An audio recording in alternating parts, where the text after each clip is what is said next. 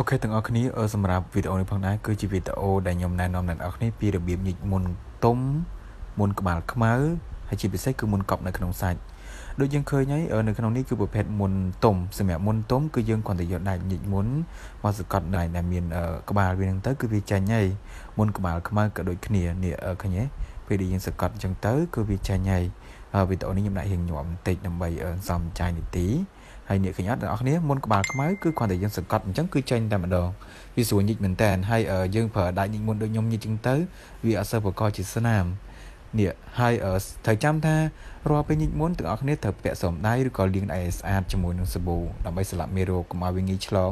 ហើយវាស្លៃមួយមកសម្រាប់ទុកជូតដូចខ្ញុំអញ្ចឹងណាហើយអ្វីដែលសំខាន់គឺខ្ញុំប្រើមកជុលពេទ្យក្នុងការ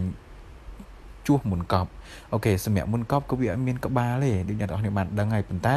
យើងអាចវាមើលវាឃើញគឺវាពើនៅក្នុងស្ទាប់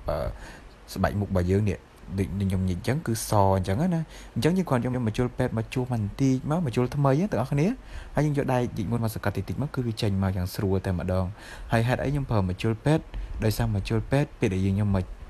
ជួសនៅលើមុខ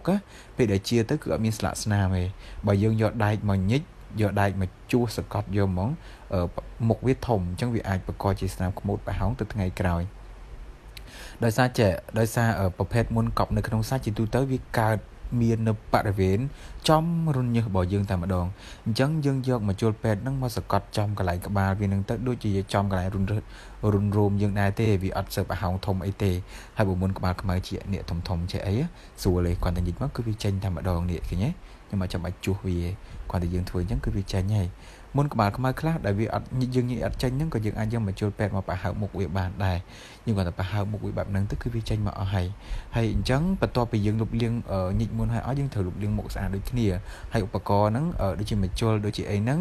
យើងប្រើតែមួយទេប្រើហើយបោះចោលហើយប៉ុន្តែបើសិនជាប្រដាប់ញិចមុនដៃញិចមុននេះយើងអាចស្រោតទឹកក្តៅទុកប្រើថ្ងៃក្រោយទៀតបានហើយនេះយកអាដៃប្រភេទហ្នឹងញិចទឹកអត់សូវស្នាមទេនេះ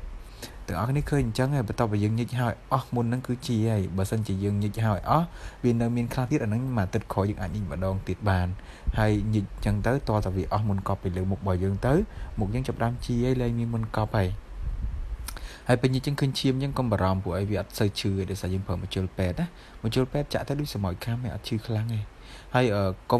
កុំរិះថាក្នុងការញិចទាំងអស់គ្នាមានមុនអីក៏ត្រូវញិចបានដែរសំខាន់ឲ្យតែវាទុំហើយបើមុនកប់សាច់វាអត់មានថ្ងៃទុំទេអញ្ចឹងត្រូវជួសវាណាជួសវាដូចក្នុងវីដេអូខ្ញុំធ្វើអញ្ចឹងយើងជួសវាចេញមកយើងជួសប្រហើបមុខវាហើយយើងសកត់មកនេះបែបហ្នឹងគឺចេញមកហើយចាំយើងលាបផលិតផលអាហ្នឹងបានវាឆាប់ទទួលបានផលល្អហើយស្នាមដែលយើងញិចហ្នឹងកុំបារម្ភអីមុនក្រោយវាគង់តែបាត់ទេគ្រាន់ថាវាប្រើពេលវេលាសំអញ្ចឹងណានេះឃើញទេបរិវេណនេះសម្បូរមុនកប់អញ្ចឹងត្រូវប្រើមកជុលជួសទាំងអស់នេះឃើញអត់ឈឺទេណាយើងឃើញអញ្ចឹងតែអត់ឈឺទេយើងគ្រាន់តែសកត់កាត់ពីលើវាមកនេះឃើញបន្ទាប់ពីយើងប្រហើបមុខឲ្យស្រួលមែនតែនគឺវាញិចមកតាមដៃយើងតែម្ដងនេះ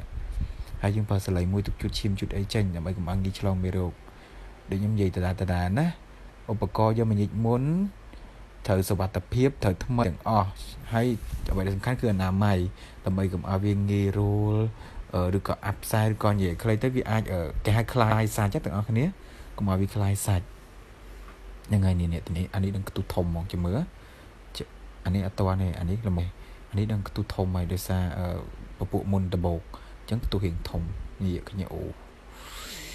ឈឺតិចហ្នឹងណាតែធម្មតាធ្វើមិនបើវាកើតអីអញ្ចឹងយើងត្រូវ clean សម្អាតវាឈូសឆ្កឹះឆ្កៀលឲ្យវាចេញអស់មុខយើងមកប៉ុន្តែធ្វើតាមខ្ញុំណែនាំយើងទៅអត់ស្នាមមុខខ្លាំងទេស្នាមតែ 2-3 ថ្ងៃស្នាមមុខរបួសបន្ទាប់ពីហ្នឹងទៅលាបលេដុសសាប៊ូដុសអីទៅវាឈូសកុំទាំងអស់នឹងមកឲ្យមុខចាប់ផ្ដើមស្អាតហើយបើសិនជាមួយទឹកក្រោយវានៅមានមុនសនឹងឡើងមកទៀតយើងញិចវាតអស់ទៅវាលែងឡើងមកទៀតតែនេះទាំងអស់នេះគឺខ្ញុំធ្វើស្រួលមែនតើទាំងអស់នេះបើមិនជាយើងយកដៃញិចមុនទៅជួសវាតែម្ដងណាវាអាចស្នាមខ្លាំងដោយសារដៃញិចមុនមុខវាធំនេះអូមុនកប់ច្រើនមែនតើនេះញិចតាមខ្ញុំអញ្ចឹងណាមុនក្បាលខ្មៅមិនបាច់ជួសក៏បានដែរហើយយើងញិចឲ្យអស់ស្អាត 100% ហើយលុបលាងមុខចេញទុកមកឲ្យស្ងប់យប់ឡើងលាបផលិតផលបាត់មុនបាត់អីជាពិសេសគឺផលិតផល skin របស់យើងហ្នឹងយើងលាបទៅគឺមុខយើងជីហើយតែនេះគុណភាពឲ្យតែម្ដងណា